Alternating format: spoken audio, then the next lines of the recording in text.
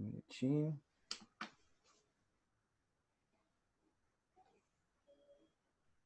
Acho que agora apareceu para vocês? Apareceu, está gravando. Legal. Ok, bom. Boa tarde a todos e a todas aqui presente.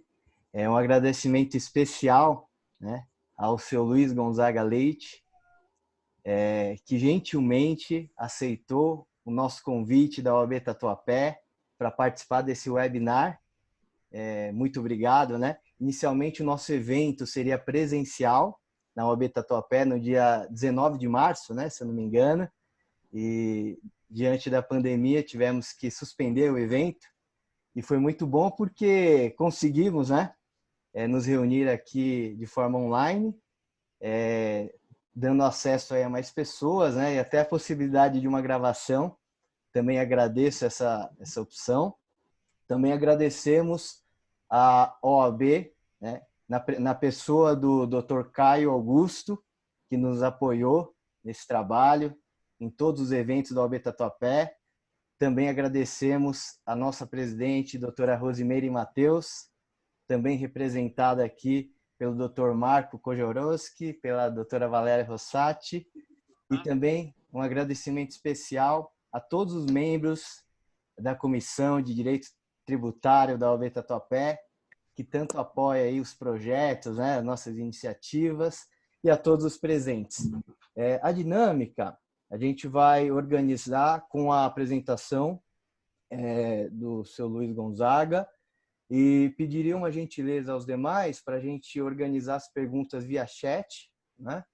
Eu vou organizando aqui as questões e, ao final, né, a gente passa as questões para o seu Luiz Gonzaga, né?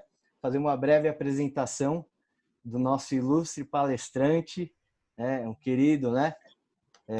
Seu Luiz Gonzaga, ele é o superintendente adjunto da Receita Federal do Brasil, na 8ª Região Fiscal. O Luiz Gonzaga, ele é auditor fiscal da Receita desde 2003, né? Foi delegado também da Receita Federal de 2008 até abril de 2019, né, seu Luiz? Então, é uma pessoa aí que todos, né, usamos como exemplo, né? Então, muito obrigado, seu Luiz. É uma satisfação imensa para a gente, né, ter a sua presença, né, ter as suas palavras, seus ensinamentos, né? Para a gente é uma grande honra recebê-lo, né, na OAB. E fique à vontade, tá? Fique à vontade e muito obrigado mais uma vez. Obrigado, Adalberto. Obrigado a todos. Nem tão ilustre assim como ele falou, né? Mas vamos em frente. Gente, tempos novos, né? É a primeira experiência com uma live. Na verdade, é a segunda experiência com live. Eu fiz uma live com o CRC Pernambuco recentemente, mas foi uma coisa mais um bate-papo. E aqui eu vou fazer a apresentação. Eu combinei com o Adalberto a gente não fazer pergunta, porque a gente não queria estender demais a apresentação, mas eu gosto da pergunta naquele momento, que realmente gera dúvida. Gera dúvida, a pessoa traz um caso particular que enriquece a apresentação, né? Porque eu não sou especialista, eu só tenho a coragem de falar um pouquinho em público sobre imposto de renda. E nessa apresentação para a OAB, eu trago algumas coisas que eu acho importante pontuar para os advogados, né? Apesar de a gente estar falando para o direito tributário, pessoal do direito tributário, mas tem vários pontos, pessoal do direito de família, pessoal da área trabalhista, que é importante pontuar, né? E que vai ter reflexo para os clientes de vocês com relação ao imposto de renda. Eu vou abrir minha apresentação aqui e vou iniciar, tá? Então, Adalberto, qualquer coisa você me interrompe aí. Perfeito, seu Luiz. Fique à vontade. Obrigado.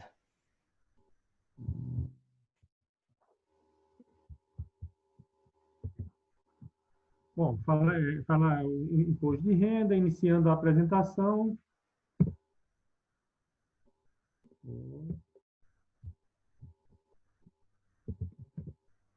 Na vida, a gente tem duas certezas. Um é que a gente vai morrer. E a outra é que a gente vai pagar imposto.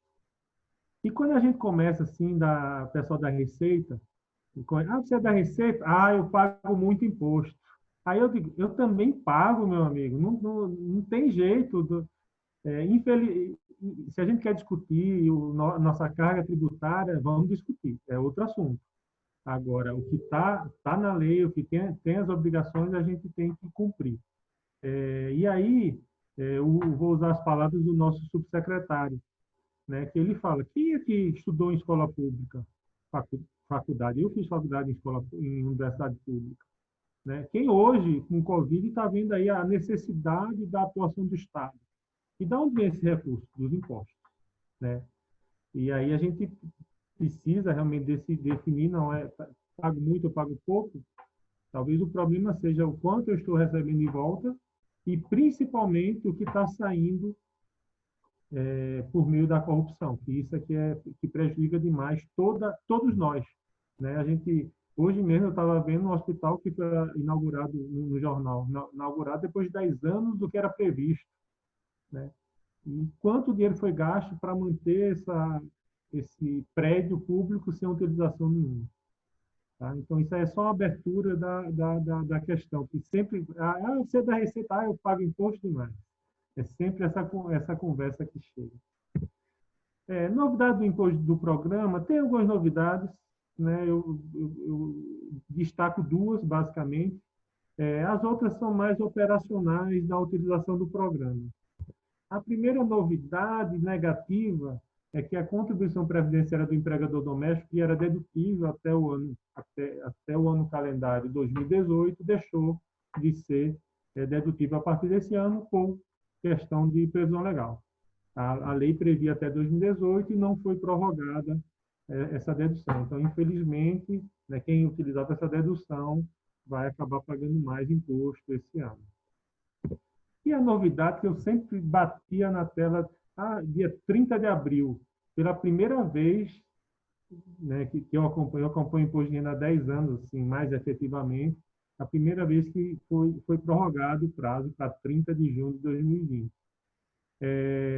Até ontem tinham sido entregues cerca de 14 milhões de declarações, para um total esperado de 32 milhões. Então, ainda falta muito. Temos 2 meses pela frente. A minha experiência, que esse ano vai se perder um pouco, né? Porque mudou o prazo, mudou, tudo mudou, é que 50% das declarações eram entregues nos 10 primeiros dias.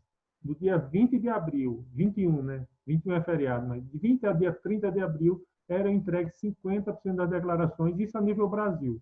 E esse número repetia, atuei em várias regiões, sempre acontecia a mesma situação. Infelizmente, o brasileiro deixa meio que para a última hora e isso pode acabar prejudicando ele mesmo. Tá? A Receita tem uma pergunta de resposta para vários assuntos, mas o do imposto de renda é muito bom. Eu utilizo, essa apresentação é baseada em muitos pontos do perguntas e respostas, e eu recomendo que, tendo alguma dúvida, tendo uma questão, procura lá, tem muita informação. Informação que pode até ajudar vocês a entender um pouco com relação a questões jurídicas também, né, do entendimento administrativo da Receita Federal. Quem está obrigado a declarar imposto de renda? Rapaz, será que esse cidadão... deixa eu tirar logo uma dúvida de vocês. Vocês perceberam o sotaque um pouco diferente, é porque eu sou pernambucano, tá, gente? Então, às vezes, vocês vão sentir o sotaque um pouco diferente. E esse cidadão, será que ele precisa declarar imposto de renda?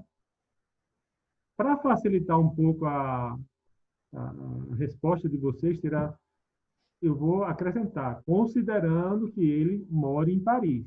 Né? Seguinte, ele é brasileiro, mas eu não sei a situação fiscal dele, eu considero que a residência tributária dele seja em Paris. Então, apesar de ele ter imóveis no Brasil, ter investimento no Brasil, que eu acho que ele tem, né? Nem sei direito, ele não está obrigado a entregar imposto de renda. Quem está obrigado a declarar imposto de renda? Todo residente no Brasil. É brasileiro, estrangeiro não. Residente no Brasil. E aí, para ser considerado residente, tem umas situações específicas. E aí, só para a gente fixar, É, da outra vez eu botei basquete, porque eu gosto de basquete, mas aí o pessoal não conhecia o cara do basquete. Então, eu peguei o treinador do Flamengo aí, que é português, mas ele está no Brasil. Aí, vamos dizer que o Jesus contrate vocês para uma consultoria tributária. E aí ele chega para vocês perguntar: e aí, eu preciso declarar imposto de renda? Sim, precisa declarar. Teve rendimento no Brasil, precisa declarar. Mas tem uma situação específica para o estrangeiro, ou mesmo um brasileiro que volta à condição de residente no Brasil, que é o seguinte: vamos dizer que o Jesus chegou no Brasil dia 31 de dezembro, fixou a residência no Brasil dia 31 de dezembro de 2019. Não recebeu dinheiro nenhum do Flamengo ainda. Ele só vai receber em janeiro de 2020. E aí? Ele estaria obrigado a declarar imposto de renda? Sim. Por quê? Porque, na verdade, a partir do momento que ele adquiriu a condição de residente no Brasil, ele precisa fazer essa declaração justamente para informar os seus bens, né? Porque ele está optando pela condição de residente no Brasil. Gente, esse bebezinho, será que ele precisa declarar imposto de renda? Talvez, né? E aí, isso aí eu vou tocar na questão da pensão alimentícia, que muitas vezes é interessante que os filhos, antes disso vem aquela questão, a capacidade tributária não tem nada a ver com a capacidade civil.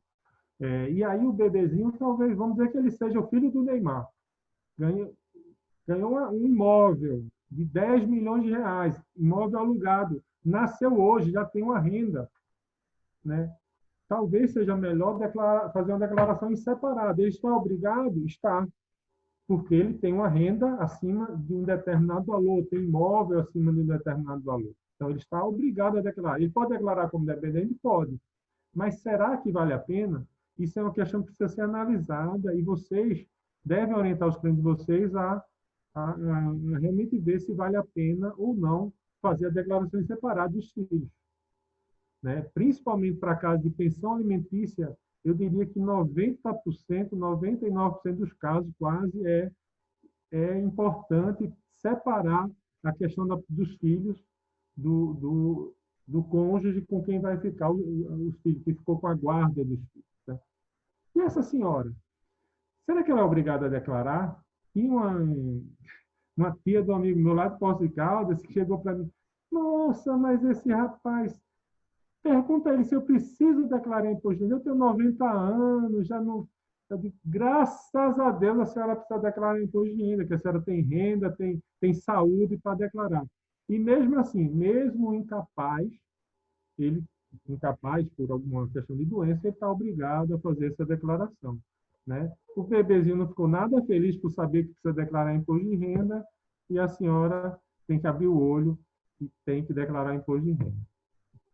Rapidamente aqui, quem está obrigado, o valor, rendimento tributário superior a R$ 58.559,70. Infelizmente, pelo terceiro ou quarto ano seguido, não foi alterada a tabela. Recebeu rendimentos isentos não tributáveis ou tributados exclusivamente na fonte, cuja soma foi superior a R$ 40.000.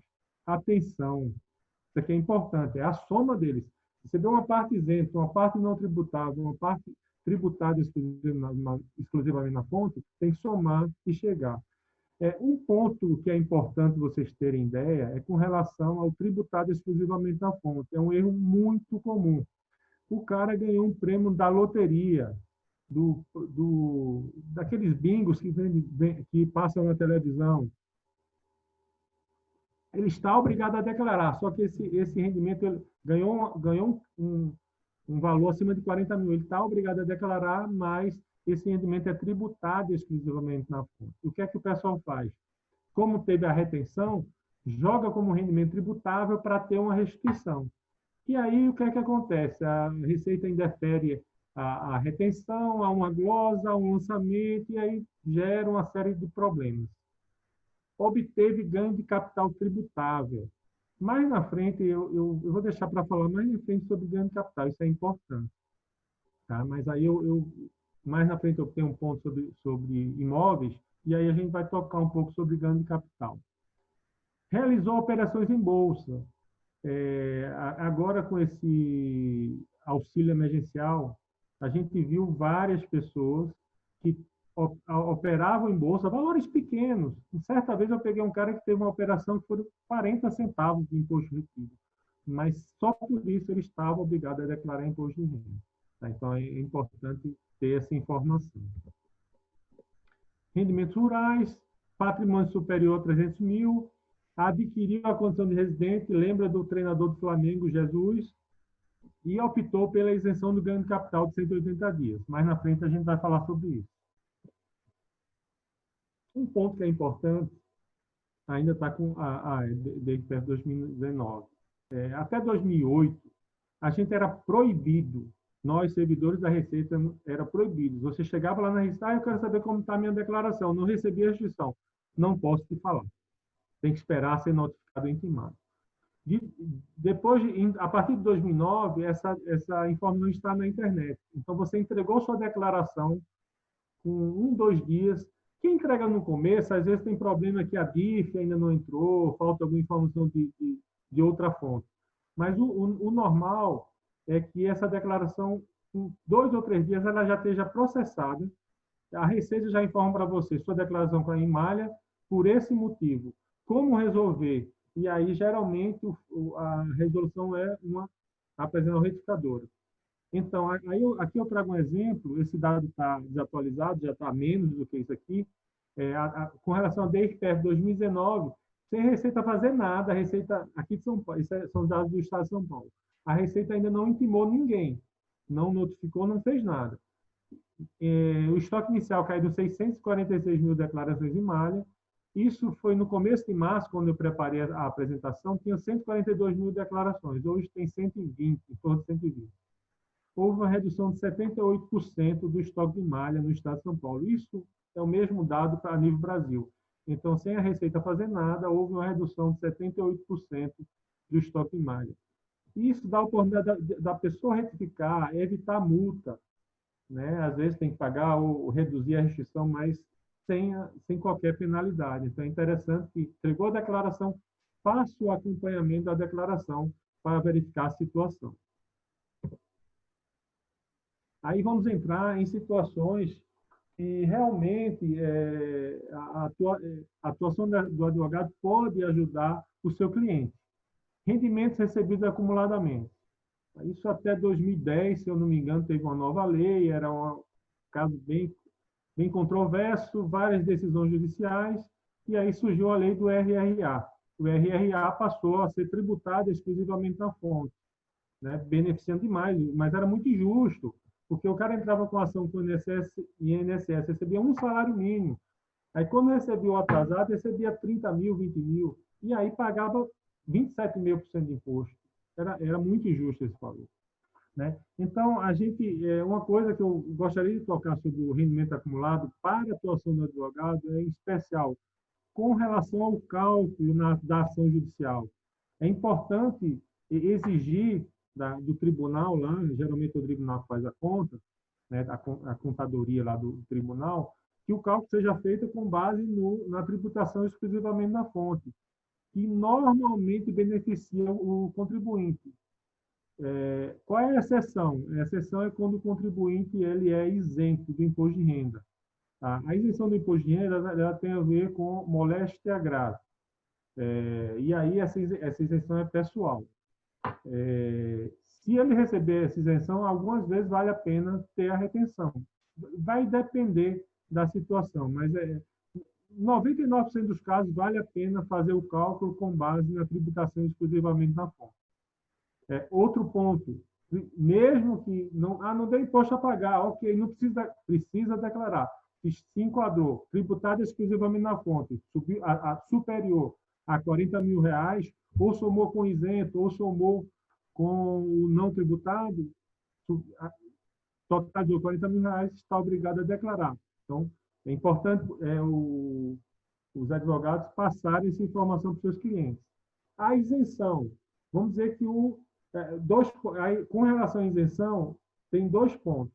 Né? Primeiro, se o seu cliente ele é isento do imposto de renda por moléstia grave, é importante que você já apresente ao juiz a petição para que seja reconhecida essa isenção.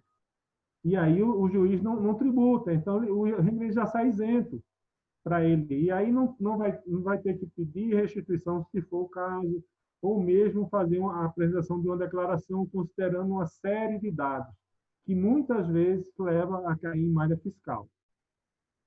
O outro ponto com relação à isenção é com relação ao espólio, né? O contribuinte entrou com uma ação judicial para receber um atrasado de uma aposentadoria, um atrasado trabalhista, e aí recebeu, só que ele já faleceu. Quem recebeu foi a esposa e os filhos, né? E aí, ele continua isento ou não? Tá? O entendimento da Receita é que essa isenção ela é pessoal, é para quem está recebendo.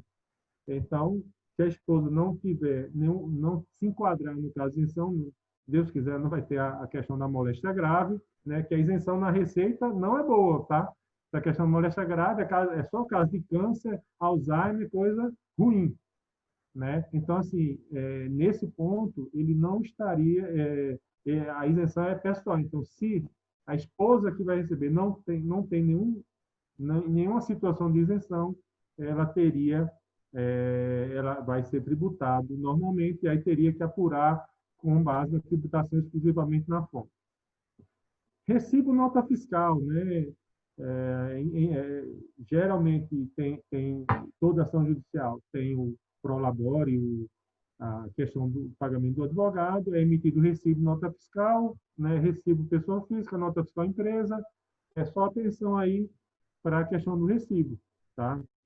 Quando eu atuava na malha, eu costumava intimar os advogados.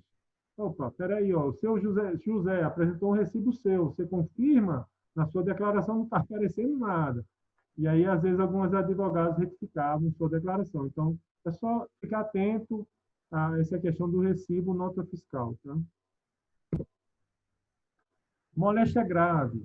E aí vem um ponto que pode chegar para vocês. Né? Que aí, muitas vezes, o pessoal entra, às vezes, até com ação judicial contra a Receita Federal. Mas a isenção, na verdade, a Receita é o último ponto a ser acionado. Então, qual seria o caminho da isenção? Primeiro ponto, a pessoa descobriu que está com uma moléstia grave, então ela faz uma perícia. Essa perícia é feita ou no INSS, ou se for um funcionário do Estado, União, junto ao ente que ele é vinculado. E aí, com essa perícia, ele apresenta essa perícia para as fontes pagadoras, que pode ser, que às vezes a pessoa tem como fonte pagadora INSS, ou um plano, uma previdência complementar, tá? Então ele teria que apresentar para todas as suas fontes e essas vão isentar aquela questão. E aí, geralmente, acontece um ponto que pode cair para vocês e é importante vocês orientarem. O que é que acontece? A pessoa ficou doente, ela vai se preocupar. Não, eu estou com uma... Descobriu que está com câncer. Primeiro, antes de me tratar, eu vou pedir a isenção do imposto de renda. Ninguém vai fazer isso, né? Vai fazer quimioterapia, etc. Então, lá na frente, alguém chega para ele e diz, olha, você tem câncer, você tem isenção de imposto de renda. E aí já se passaram 2, 3 anos. O que é que faz? Então, mais uma vez, ela faz a perícia. Quem vai... Aí, quando eles pedem isenção de imposto de renda para a Receita, aí manda exame de sangue, raio-x, tomografia. Não serve nada para a gente isso. O que equivale para a gente é uma folha. O laudo médico pericial, tem que ser um perito oficial, e esse perito ele vai dizer, o senhor tal tem a doença tal a partir de tal data, e a partir daquela data que é considerado. Então, a fonte pagadora, a partir do momento que é apresentado esse laudo, ela para de descontar, e os atrasados, ele tem que pedir, fazer a retificação do imposto de renda e solicitar a restituição. Com certeza vai ser intimado ou pode pedir antecipação de malha e aí apresenta esse laudo pericial. Tem muito advogado que atua no ramo de aluguel, de imobiliárias, né? Então achei interessante colocar esse ponto sobre aluguel. Uma coisa, aqui em São Paulo, eu vi uma coisa interessante, que geralmente quando você loca um imóvel, você paga o que eles chamam de pacote completo, de valor completo, que seria o quê? Ele inclui o aluguel, o condomínio e a taxa de administração, né? Então, ele já paga aquele valor cheio. E aí, quando eu for declarar, eu vou declarar o valor que eu paguei. Eu paguei o valor cheio daquele aluguel. E a pessoa que está recebendo, o aluguel é rendimento tributável, ela vai declarar o valor total menos essas deduções, que ela pode deduzir o condomínio, as taxas que por acaso foram pagas, impostos, geralmente o IPTU, né, e a taxa de administração da imobiliária, né, desde que seja a responsabilidade pelo pagamento tenha sido dele. Tá? Então, tem só esse detalhe. Oportunidade de planejamento tributário, aí, para o pessoal da Comissão de Direito Tributário, com relação ao aluguel. Quando a gente declara bens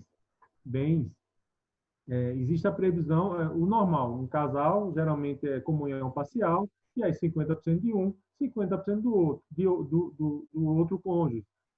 O que é que acontece? Com relação, se eu alugar um imóvel que é meu e da minha esposa, eu posso declarar o rendimento como sendo metade meu ou metade da minha esposa, ou posso declarar todo para mim ou todo para minha esposa. E aí é importante que vocês podem fazer um planejamento tributário. Como assim? Eu, eu trabalho na Receita, então eu tenho minha renda. Se eu puser esse aluguel, somar com a minha renda, o que é que vai acontecer? Eu vou pagar 27 mil por cento. Tá? Então, se eu colocar para minha esposa, ela atualmente não trabalha, então esse rendimento pode ser isento, ou pagar uma faixa menor de imposto de renda. Então, é importante fazer essa avaliação. Só que aí, se eu tirar esse rendimento para ela, ela vai ter que sair da minha dependência na declaração de imposto de renda. Então, é uma oportunidade que vocês podem ajudar os clientes de vocês. E aqui, só para deixar claro, né, o 50%, os bens podem ser declarados no nome de um do outro. O mesmo vale para o companheiro, né, mesmo inclusive também para relações homoafetivas, só tem um detalhe: eles têm que comprovar a vida em comum por mais de 5 anos, ou por um período menor se da união restou filho. Tá? Então, muitas vezes, o que é que acontece? A gente intima, acho que alguém está falando aí. Muitas vezes a pessoa recebe intimação da Receita, comprove dependência, não sei o quê, e aí corre e faz como é que chama? Uma declaração de união estável. E não precisa, porque ele já tem um filho, né, do casal, mesmo sendo companheiro. Então, aí está comprovado. Pensão alimentícia. A pensão alimentícia tem vários pontos que eu quis colocar aqui, tá? Primeiro ponto, dependente versus alimentando. O que é que acontece? Meu filho, ele entra como meu dependente, né? Desde que atenda aquelas situações, até 21 anos, de 21 a 24, se ele tiver cursando faculdade ou curso técnico reconhecido. A partir do momento que há a separação do casal e um dos cônjuges passa a pagar a pensão alimentícia, ele vai declarar não mais como dependente, ele passa a declarar como alimentando e informa o valor da pensão alimentícia. Tá? Então, é importante ter cuidado. E é muito comum a pessoa declarar como alimentando e como dependente, ao mesmo tempo. E isso só é possível no ano do divórcio. No ano que houve o divórcio, ele pode acontecer que ele fique nas duas situações, que uma parte do tempo ele era dependente e a outra parte ele era alimentando. Mas, infelizmente, as pessoas costumam errar muito isso aí. Tá? E aí a pensão são importâncias pagas a título de pensão alimentícia, prestação de alimento, né, cumprindo as normas do direito da família, tem a ver com decisão judicial, tem que ter a decisão judicial ou acordo homologado judicialmente ou por escritura pública. Tá? Inclusive, aí é um fato muito comum. Se no acordo da pensão alimentícia o juiz já determinou e tem a questão da despesa de construção e a despesa médica, tudo bem, aí ele pode informar esse valor, informa como pagamento de despesa médica para o alimentando, informa em separado, e aí a despesa de construção ela vai estar no limite de 3.000 e alguma coisa lá. Ponto. Não há previsão legal para a sentença arbitral, né, para definir a questão da pensão alimentícia. Não existe previsão para liberalidade. Ah, eu quero pagar um pouco mais, eu quero ajudar meu filho. Infelizmente, né, vai ser uma boa ação, vai para o céu, mas não vai ser dedutivo do imposto de renda, né? Nem o excedente, nem se foi pago com alguma liberalidade, por falta de previsão legal. Com relação ao 13º, é um detalhe que acho que é importante frisar. Que aí a pessoa paga a pensão alimentícia, tá os 12 meses, aí pagou o 13º. Quando vai declarar, aí geralmente é quem está pagando a pensão alimentícia. Informa o valor cheio. Só que aí o que é que acontece? Né? O 13º, ele é tributado exclusivamente na fonte, ele é tributado em separado. E aí ele já teve a dedução da pensão alimentícia. Então, esse valor pago de 13º, tanto que no informe limite ele vem separado. Ele não pode ser somado, ele não é dedutivo, porque ele já foi deduzido. Aí, atenção, quem atua no ramo de família aí. E aí, a pensão alimentícia é para ex-mulher ou é para os filhos? Tá? Então, o que é que acontece? Agora mesmo, né, o pessoal precisando do auxílio emergencial do governo, e aí quando a gente pedia, meu CPF está suspenso, por quê? Aí a gente ia olhar o que é que acontecia. Ela tinha uma renda, às vezes, de um salário mínimo, é uma pena, um salário mínimo, só que aí tinha a pensão alimentícia dos filhos. E aí o que é que acontecia? Estourava o valor dos 28 mil. Aí, no caso, essa pessoa não pôde receber esse auxílio emergencial. Tá? Então, é importante, e a gente vê muitas brigas, sei que o divórcio é sempre complicado, né? Mas é importante ter o planejamento tributário. Muitas vezes é melhor que a pensão já seja determinada, seja paga para os filhos, para o filho A, para o filho B, e aí esse filho, talvez ele tenha que declarar em separado, ou talvez não precise declarar, né? Vai depender dos limites, e talvez ele não fique como dependente. Atenção, isso é muito comum. Eu pago a faculdade do meu filho, então eu posso deduzir, eu posso pôr ele como dependente e eu posso pôr o pagamento da escola dele. Pode, mas tem uma situação. Se ele já tiver um emprego ou mesmo estágio, isso entra como rendimento tributável. E aí, muitas vezes, esse valor vai ser superior ao que você tem direito a deduzir. Então, isso é uma questão é o planejamento tributário que existe aqui também, de pagar a pensão alimentícia para a ex-mulher e para os filhos, e mesmo, né, aí já ampliando um pouquinho, incluir os dependentes. Né? Meu filho tá, mas eu pago a faculdade dele, ok. Mas ele já tem uma renda. Então, infelizmente não vale a pena, você pode até pôr, é uma opção sua, mas aí você vai ter uma dedução menor do que somar o valor do rendimento dele. Então, atenção aí, gente. Contribuinte menor, lembra do bebezinho lá, que ficou chateado porque eu disse que ele tinha que pagar imposto de renda. Mas muitas vezes é importante separar o filho. Né? O filho talvez valha a pena ele declarar em separado, se ele tiver, ou não. Ele simplesmente sai da declaração daquela pessoa que tem a guarda dele. Tá? Por quê? Porque vale mais a pena.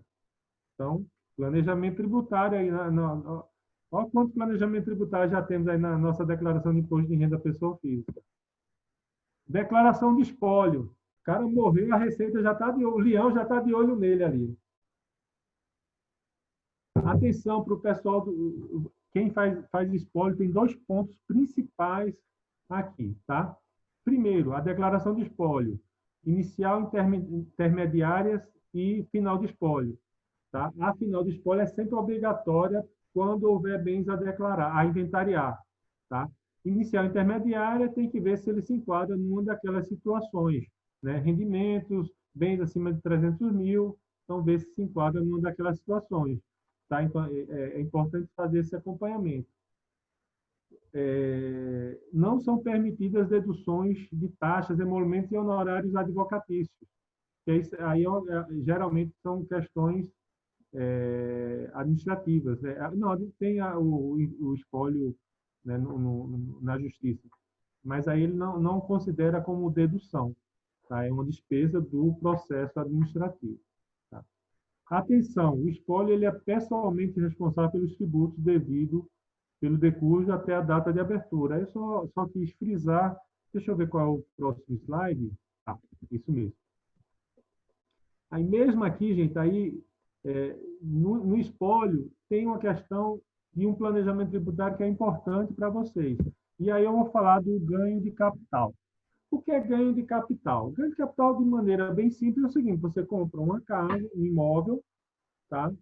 Passou um tempo, você vendeu, né, por um valor maior.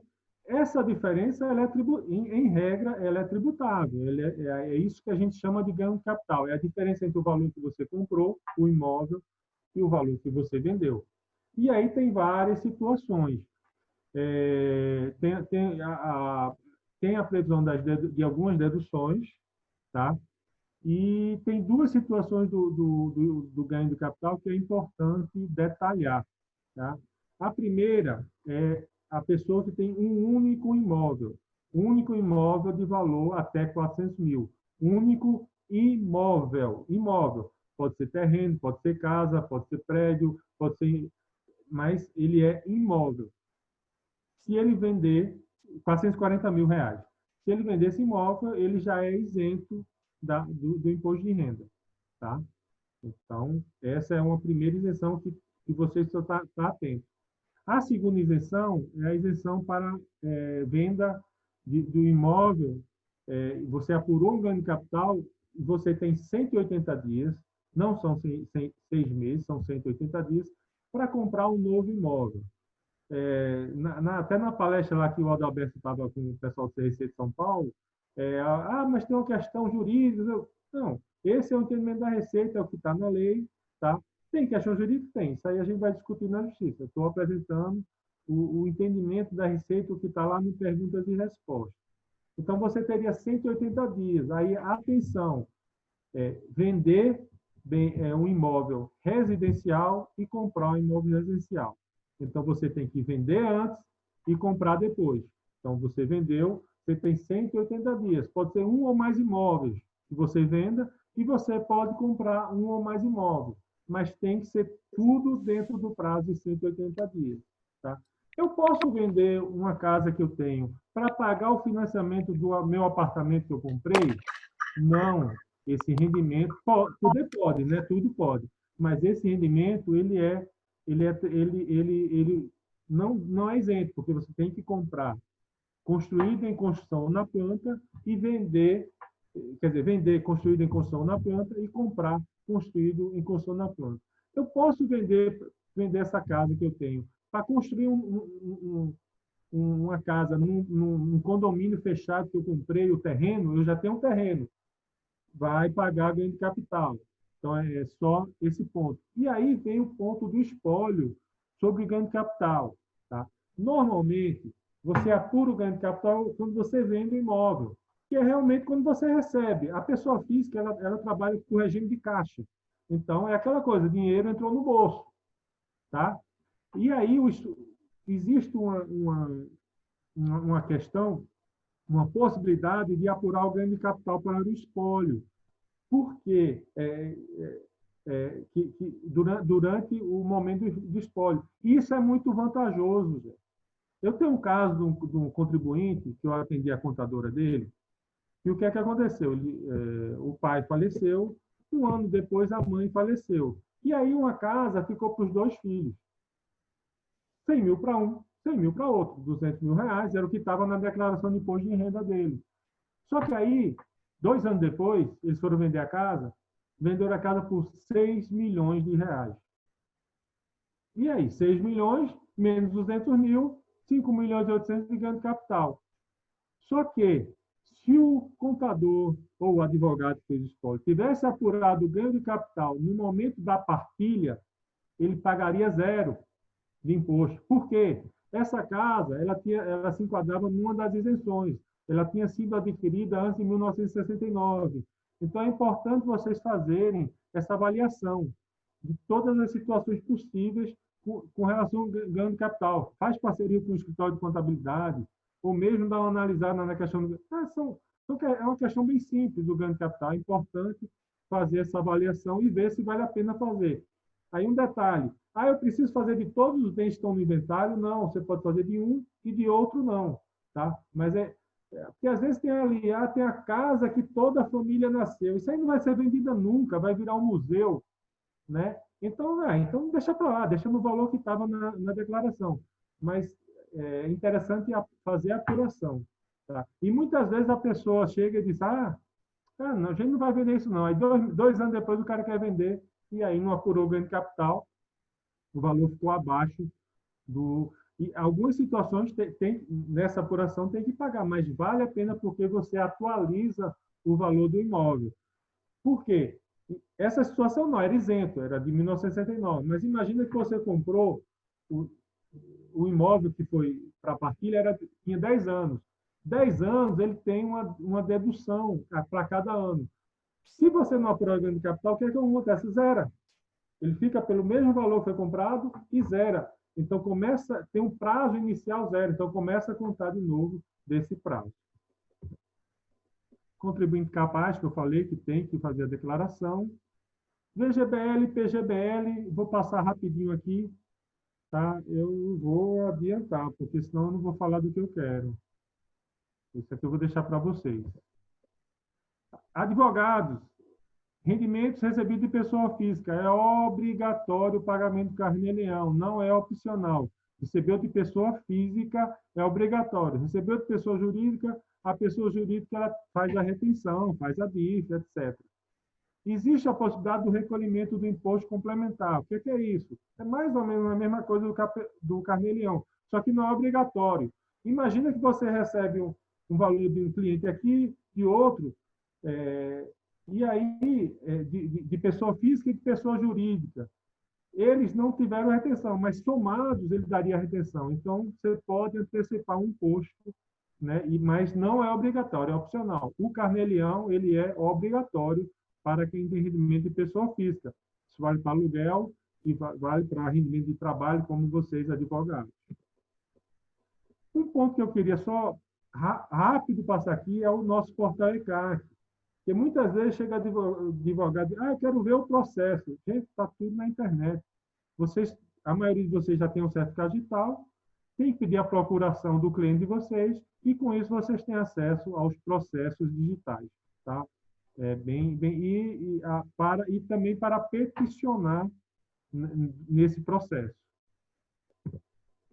Deixa eu mudar a apresentação aqui. Eu comecei a fazer essa apresentação para falar sobre isso aqui, sobre doação. Opa, saiu. Deixa eu voltar aqui, gente. E aí passo isso aqui para vocês, que é o ponto que a gente vem trabalhando muito sobre destinação. Tá?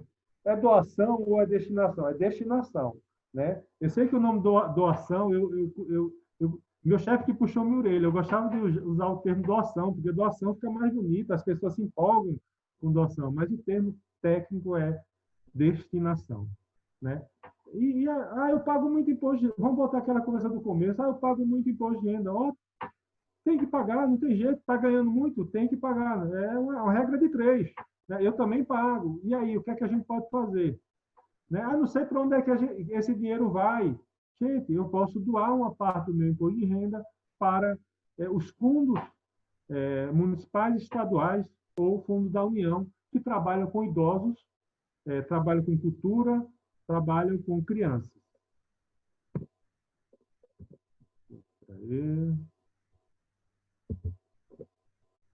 Diariamente, a gente vê na nossa cidade uma redoma de vidro entre pessoas que têm oportunidade e outras pessoas que não têm oportunidade.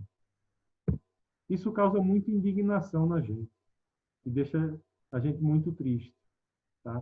Eu lembro quando eu mudei de Minas Gerais para Pernambuco, né? O sul de Minas é um lugar diferente, né? A gente não vê. Aqui em São Paulo a gente vê muito morador de rua, mas no sul de Minas a gente não via. E quando eu cheguei em Caruaru, de volta, depois de um tempo, né, aquilo me chocou muito, porque era muito comum ver pessoas morando na rua. E aqui em São Paulo nem se fala, né? Eu vou contar a história para vocês de dois adolescentes. Os dois têm um caso em comum, uma situação em comum. Os dois estão longe de suas famílias, tá? Eles não moram com os pais. Esse do lado esquerdo, que está sorrindo aí, é o meu filho, é o Pedro Henrique. O Pedro Henrique, ele mora longe da gente, tá? Ele resolveu estudar para o ITA, e aí foi atrás do seu objetivo, e aí está estudando em Fortaleza, ele mora em Fortaleza. Hoje ele está com a gente, né? Mas ele mora em Fortaleza, para se preparar para o ITA. Só que o Pedro teve melhores escolas, cursos de inglês, intercâmbio, né? Teve todas as oportunidades que a gente pôde dar. Já o Isaldo é de Agrestina. O Isaldo hoje está longe da mãe dele, mas o Isaldo tá em... Como é que chama? Tá preso na Fundação Casa, lá de Pernambuco. Preso não, né? Está custodiado na Fundação Casa, né? Mas o Zé Aldo não, o Isaldo, ele não teve oportunidade nenhuma na vida. Que futuro a gente quer dar para essas crianças, gente? O que é que a gente pode esperar dessas crianças? Mas, graças a Deus, tem um exército de voluntários que querem mudar essa realidade e transformam tudo isso em brincadeira, esporte, educação, que é o que vai mudar o nosso país, e dão muito amor para essas crianças. E essas crianças devolvem para a gente toda essa alegria que é contagiante. E aí, eu vou pedir uma ajuda dos super advogados da OAB Tatuapé. Eu preciso de vocês, gente. Vocês podem nos ajudar. Né? Vamos transformar esse leão bravo num leão bem mansinho. Gente, o que é que acontece? Normalmente, quando a gente paga qualquer imposto, né? E aí aqui eu estou falando de imposto de renda, qual é o caminho natural? Pagou o imposto de renda, ele cai no cofre do Tesouro Nacional. Né? Mas, legalmente, eu posso destinar uma parte do meu imposto de renda para fundos. Fundo da infância e adolescência, fundo do idoso e outros fundos. Isso se chama predestinação. Tá? O que é que eu posso doar? Né? Isso, estou falando de pessoa física. Eu posso dar para o Fundo da Criança e Adolescência, para o Fundo da Cultura, projetos audiovisuais, tem o Fundo do Esporte e o Fundo do Idoso. Eu posso dar 6% do imposto devido. Grava isso, imposto devido, e mais na frente eu vou tocar nesse ponto do imposto devido. Além disso, eu posso dar uma parte para o programa de atendimento oncológico e programa de atendimento para pessoas com necessidades especiais, tá? 1% e mais 1%. Atenção, só quem pode fazer essa doação é quem utiliza o modelo completo do imposto de renda, aquele que... Não, aí eu vou falar mais na frente do que é o modelo completo, tá? Normalmente, eu posso destinar durante o ano, então eu teria que destinar durante o ano de 2019 para os fundos. Como é que eu faço? Eu faço um depósito numa conta do fundo. Eu posso fazer a adoção para a ACD, para o GRAAC? Pode, parabéns, vai para o céu. Mas, para efeito de imposto de renda, não pode aproveitar essa doação, tá? Então, eu faço essa doação para o Fundo Municipal da cidade de São Paulo, da cidade de Bauru, ou da cidade onde eu nasci, lá da cidade de Arco Verde, não interessa. Eu escolho a cidade em que eu quero dar. Eu faço a doação para o fundo e aí tenho que apresentar esse depósito para o fundo. Fundo, gera um recibo desse depósito que eu quero usar no meu imposto de renda. E aí você declara esse valor do imposto de renda. E aí vem a possibilidade de, durante o período de imposto de renda, no momento que você está fazendo, é difícil fazer isso durante o ano. Por quê? Porque você não sabe exatamente quanto você vai ter de imposto devido. Durante o período da entrega da declaração, uma falha que eu nem corrigi, não é 30 de abril, agora é 30 de junho, eu posso doar diretamente para o fundo do idoso ou para o fundo da criança e adolescência, até 3% para cada um desses. Tá? e aí isso é pago em DARF, e esse DARF depois é transferido para o fundo. Tá? O que é um modelo completo? Existem dois modelos da declaração de imposto de renda, o modelo simplificado e o modelo completo. O modelo simplificado, você declara o rendimento, dedução legal 20% do rendimento tributável e apura o imposto de renda devido. Já o modelo completo, você informa seus rendimentos e as deduções legais, previdência, dependentes, despesa, construção, livro caixa, advogado tem livro caixa, etc. Apura, chega a uma base de cálculo, tabela de alíquotas progressiva, 7,5, 15, 22,5, 27,5. Cheguei no imposto devido. Imposto devido é o imposto que eu tenho a pagar ou restituir? Não! Tá? E imposto devido, você ainda vai abater ali o que você teve de retenção, o que você pagou de carnê-leão. Então, todo mundo tem imposto devido. Eu recebo restituição de imposto de renda e eu faço minha doação, porque eu tenho imposto devido.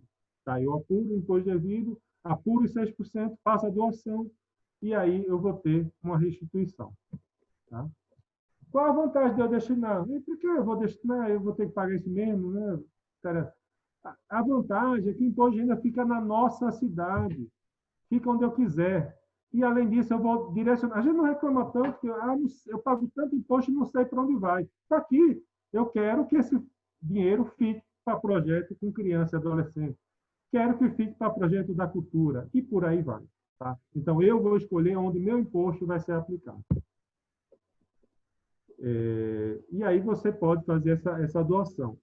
Eu vou me estender mais um pouquinho, eu vou para a declaração de imposto de renda mostrar uma coisa para vocês. Tá? Gente, está aqui a declaração de imposto de renda. Então, eu estou fazendo uma simulação aqui. Cadê? Não está indo. Espera aí, eu vou ter que fazer diferente. Luiz, não está aparecendo a tela, tá? Não apareceu para mim, então deixa eu Tá. compartilhar aqui. Desculpa. Imagina. Eu vou... Declaração de imposto de renda. Tá? Aí eu vou fazer um exemplo rápido aqui para vocês. Imagina que a pessoa informou aqui, então olha aqui do lado esquerdo, tem tributação, imposto a pagar, R$16.000. Tá? Então, essa pessoa teria que pagar R$16.000. Terminou de preencher. Lógico que aqui nesse caso, se eu fosse declarar, eu ia optar pelo modelo simplificado, mas isso é uma simulação. Então, terminei de preencher a declaração, tem um imposto a pagar. Tá? Ou a restituir eu vou mostrar depois. Tem imposto a pagar. Quero fazer uma doação, como é que eu faço? Tá? Eu vou aqui, ó, sigam aí. Doações diretamente na declaração. Aí aqui eu vou escolher o município. Não sei porque está São Bernardo do Campo. São Paulo. Opa.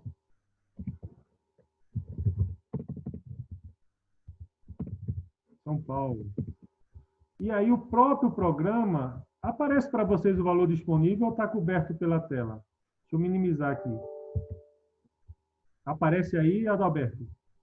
Valor disponível para doação? Opa. Aparece sim. Aparece, né? Aparece. Pronto. Então, o próprio programa ele já calcula o valor disponível para doação. E aí vamos... Olha, presta atenção.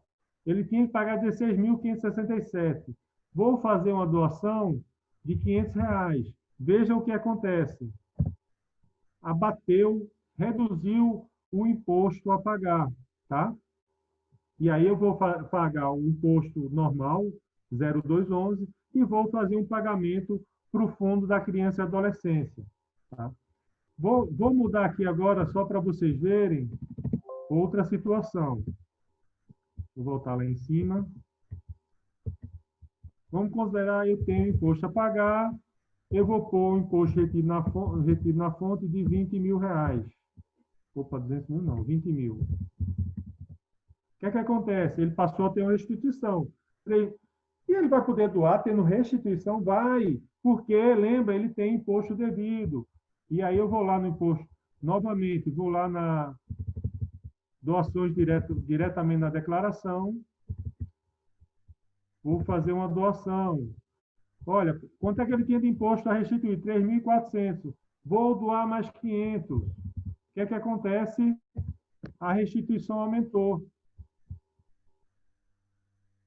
Vou voltar para a minha outra apresentação para continuar, gente. Só um minuto. Eu gosto de fazer esse vai e vem porque é interessante. E aí, gente, o que é que acontece? Para quem tem imposto a pagar, ele vai ter que pagar um DARF no código 0211, é o imposto normal, que a gente paga, apurou, paga normalmente, código 0211. Vencia dia 30 de abril. Tá? E se eu fizer a doação, para efetivar essa doação, eu vou ter que pagar mais um DARF ou dois para o Fundo da Criança e Adolescência e para o Fundo do Idoso. Fundo do Idoso da Criança e Adolescência no código 3351, Fundo do Idoso no código 9090. E para quem tem restrição, o que é que acontece? Ele tem que pagar um DARF ou dois para o Fundo da Criança e Adolescência, para o Fundo do Idoso. Atenção, tá? O imposto de renda normal, 0211, eu poderia pagar até o dia 30 de junho. É o prazo normal, né? Normal não, esse ano é excepcional, né? Até o último dia da entrega da declaração, tá? Mas se eu não deu para pagar, eu vou pagar depois, o que é que acontece? Eu pago com multa e juros. Já o DARF da doação, eu não posso pagar depois dessa data. Não cabe, tá? Ele não. Se eu pagar, vai ter que pedir restrição e retificar a declaração, tá? Gente, atenção, um mantra. Não cai em malha fiscal, não cai em malha fiscal, não cai em malha fiscal. Às vezes chega contador para gente, vai cair em malha. Gente, você declarou, é um percentual do que você declarou. Cai em malha por outros motivos, mas por fazer uma doação, destinação, não. É um percentual, não cai em malha fiscal. Opa. Lembrei de um caso. Pode cair em malha fiscal. E aí, se cair em malha fiscal, a pessoa vai ser punida de duas maneiras diferentes. Duas maneiras diferentes. Primeiro, ela vai para o inferno porque prometeu dar dinheiro para as criancinhas e não deu. Né? Merece, né, gente? Merece para o inferno esse cara. E segundo, vai cair na malha fiscal. O leão vai pegar ele. Brincadeiras à parte, gente, o que é que acontece? Imagina que você fez a declaração, informou que ia fazer a doação e não efetuou o pagamento. Essa declaração cai em malha fiscal. E aí, o que é que eu faço? Tem que fazer o quê? Retificar a declaração, excluindo essa doação, porque já passou do prazo, já passou do dia 30 de junho, e aí, infelizmente, não vai poder mais efetivar a doação. Não tiramos R$ 1 do nosso bolso. Pera. Como assim? Tu acabou de falar que eu tenho que pagar um DARF. Que história é essa que não tira R$ 1 do meu bolso? Gente, volta lá. Esse dinheiro, esse imposto a gente já pagou. Esse dinheiro já está lá, não tem mais jeito. Tem que pagar. Ou pagar, ou já foi pago. Eu vou ter uma restituição. Se eu tenho a pagar, ele vai diminuir o valor do imposto a pagar. E se eu tenho uma restituição, o que é que vai acontecer? Ele vai aumentar o valor que eu tenho a restituir. Não estou convencido. Para quem tem restrição, como é que eu convenço o cara que tem restrição? Para quem tem imposto a restituir, melhor aplicação financeira do mercado. Primeiro, tirando as aplicações de risco, né? Remunerado pela taxa Selic, a partir do dia 30 de abril, e sem pagar imposto sobre isso. Não paga imposto de renda, não paga IOF, não paga nada. É rendimento isento. Como foi a destinação na declaração do ano passado? A cidade que teve melhor foi a cidade de Curitiba, com 4.400.000 reais. Porto Alegre, Arco Verde na frente de São Paulo? Meu Deus, gente, eu trabalhava em Pernambuco e a gente comemorou quando a gente ultrapassou o município de São Paulo. Só que agora eu estou trabalhando para São Paulo, eu preciso de ajuda de vocês para São Paulo ultrapassar Arco Verde. Só destacar aqui o trabalho de Arco Verde, existe a Fundação Terra, eles fazem um trabalho muito bom lá no estado de Pernambuco, no sertão de Pernambuco. Eu sou da região, minha família é da região lá próxima, Arco Verde, e é um trabalho realmente uma coisa abençoada. Tá? Foi arrecadado ano passado 95 milhões a nível Brasil. Bom, né? Foi bom. Sabe quanto podia ser arrecadado no estado de São Paulo? 2,2 bilhões de reais. A nível Brasil, 7,5 bilhões. Só foram arrecadados 95 milhões. Menos 0,076%. Gente, e o mais importante que a gente quer com essa doação é o resultado para a sociedade, melhor acolhimento para as nossas crianças e para os nossos idosos. Gente, era isso que eu tinha a falar para vocês. Obrigado. Ficou um pouco mais longo do que a gente tinha planejado, né? E estou à disposição para tentar responder algumas perguntas para vocês. Obrigado aí. Boa noite. Vou descompartilhar aqui. Opa. Então. Luiz Gonzaga, perfeita, né? Brilhante a apresentação, muito, muito didática, né? Eu sou suspeito para falar que eu sou um grande fã, né? O seu Luiz Gonzaga é o grande Luiz Gonzaga. Para quem não conhece, quantos metros, seu Luiz? Acho que mais de 1,90, né? 2. Quase 2 metros de altura, né? Então ele é um grande homem em todos os sentidos, né? Parabéns, né, pela apresentação. Parabéns também por esse projeto tão importante para a sociedade brasileira, né? Que é a predestinação dos impostos, né? É um trabalho que eu acho que pouca gente conhece, né? Então, acho que é muito importante. Parabéns, tá? Eu vou aqui organizar, eu tomei nota aqui de algumas perguntas. Eu vou começar pela ordem aqui, né, das perguntas.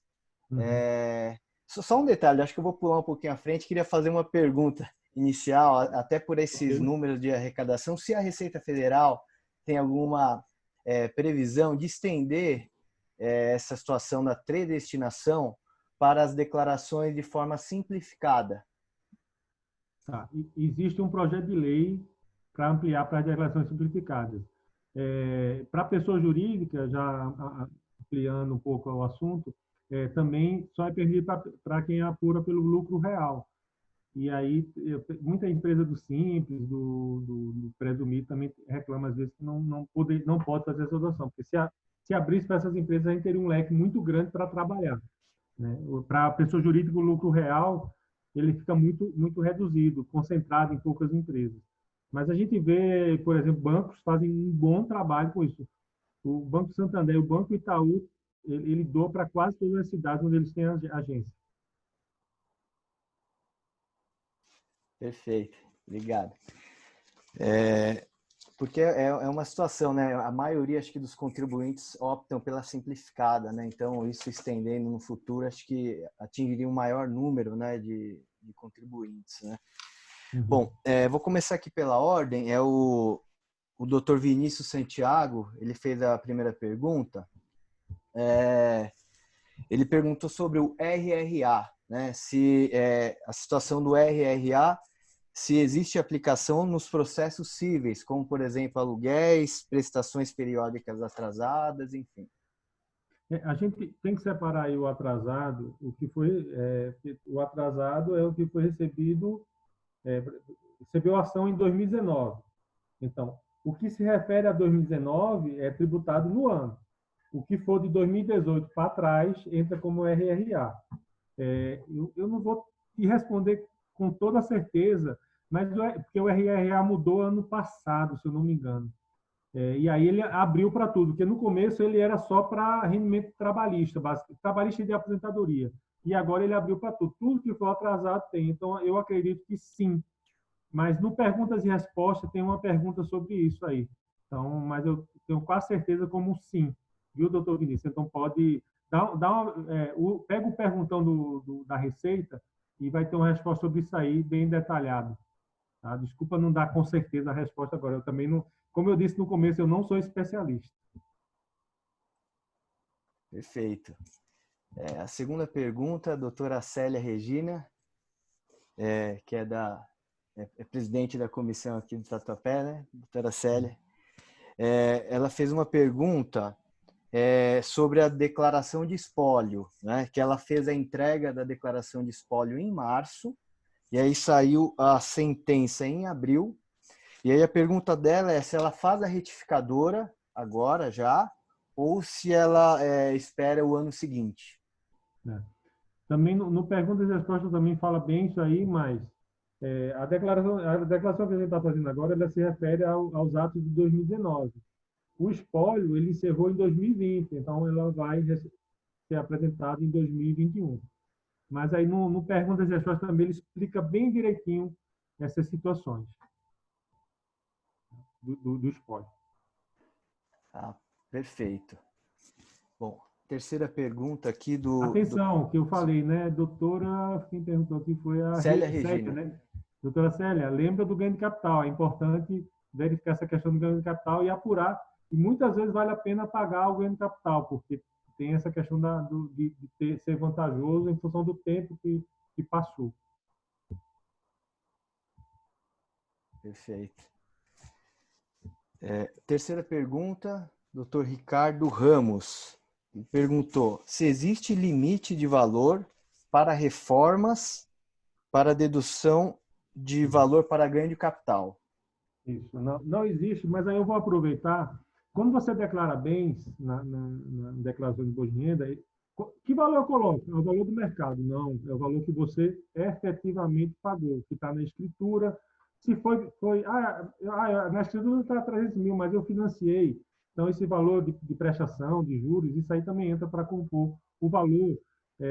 Algumas taxas foram pagas, questão de despesas cartorárias também, tem algumas situações que estão incluídas, né, no valor do imóvel, mas não pode ser atualizado.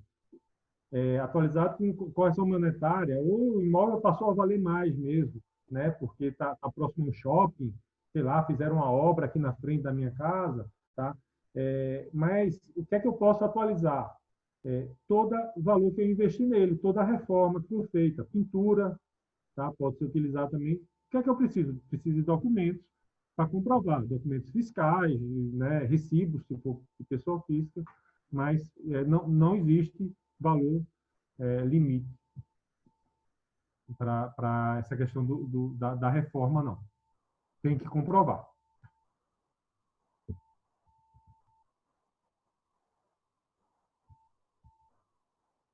Estou ouvindo não, Adalberto?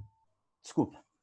Bom, tem muitas mensagens aqui de parabéns também, seu Luiz, tá? Pela palestra. Tem aqui a doutora Ana Carolina Bessa. Acho que ela tinha levantado a mão também. Quando fica... Sim, o material. Eu consigo disponibilizar pelo Zoom? Acho que não, né? Pelo Zoom, acho que não. Mas depois, o pessoal que fez a inscrição, acho que tem um e-mail, a gente consegue enviar por e-mail esse material. Eu mando para você, Adalberto. Não sei se tem página da OAB Tatuapé, pode até, não tem problema. Esse material ele é público. Ele é da Receita, ele está no Perguntas e Respostas. Se eu fosse pagar direitos autorais, eu estava ferrado. Perfeito. A OAB Tatuapé tem a página, né? A gente pode também postar por lá, né? Isso. Doutora Valéria, Passa depois seu e-mail para mim, que aí eu já mando, assim que terminar, eu já mando para você, Adalberto. Tá ok. Adalberto, é bom cessar a gravação, né? Isso. Porque agora a gente vai para os agradecimentos finais. É verdade. A Valéria disponibiliza aí o seu áudio. A gente faz os agradecimentos filmando, Valéria, ou já encerra? Não, vamos encerrar gravando, né? Acho que seria interessante. Melhor? Melhor. Mantém a gravação? Pode manter. Mantém. Perfeito. Tá. Então, eu também quero fazer um agradecimento especial ao grande Luiz Gonzaga e também em nome da diretoria, sempre a Valéria está presenciando todos os webinars, mas vai falar também. E agradecer à Comissão de Direito Tributário, o Adalberto fazendo um trabalho excelente. Eu vi a Ivone, acho que a Ivone está presente também, e todos os membros. Está realmente um trabalho, o material que foi enviado para a gente, que a gente já está encaminhando também para a Central, e o nível de trabalho, os trabalhos que já foram feitos antes da pandemia e agora estão sendo desenvolvidos por reuniões através de aplicativos, webinar, enfim. E muito obrigado, Dr. Luiz Gonzaga, e a OAB está de portas abertas para poder receber esse conhecimento. Obrigado a todos, uma boa noite, e eu aguardo aí o encerramento pela Valéria e pelo presidente Adalberto. Bom, Sr. Luiz, muito obrigada pela apresentação. De fato, muitos elogios aqui nos comentários. Teve um que me chamou a atenção, que foi claro e objetivo, e foi isso mesmo, e bem esclarecedor. Então, muito obrigada por por dispor do seu tempo, né? Um representante da Receita Federal. O doutor Adalberto dirige essa comissão com muito zelo mesmo. Vocês, todos os membros da comissão, vou repetir, estão de parabéns. Registra a presença também da doutora Ivone, que é aí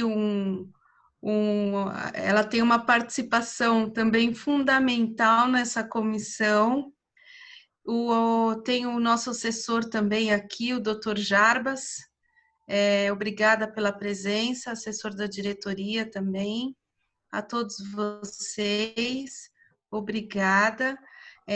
Adalberto, você pode encerrar, então, o evento. O vídeo, ele será gravado. Depois, nós vamos disponibilizar nas redes sociais. E estamos finalizando o nosso site, que também vai para lá, e é revisada, e também nós vamos liberar no tempo oportuno. Obrigada, Sr. Luiz. Obrigado. Eu vi aqui, agora que eu vi a doutora Ana Carolina Bessa, que fez a pergunta, foi minha colega de IBMEC, né? De um curso que a gente fez. Ela mandou um agradecimento, ela faz parte da Comissão de Estudos e Assuntos Tributários da 16ª Subseção do Rio de Janeiro. Então, obrigado pela presença, viu, doutora? Muito obrigado. Obrigado a todos os presentes e um agradecimento especial ao senhor Luiz Gonzaga, né, Leite, pela excelente apresentação, né, que gentilmente fez esse trabalho conosco, né, e que a OAB Tatuapé estará sempre de portas abertas, né, para a Receita Federal, né. Então, o agradecimento também especial a todos os membros da Receita Federal que nos apoiam, né. Muito obrigado e obrigado a todos. Uma ótima noite, doutor. Obrigado. Obrigado, gente. Boa noite aí. Até mais. Obrigado.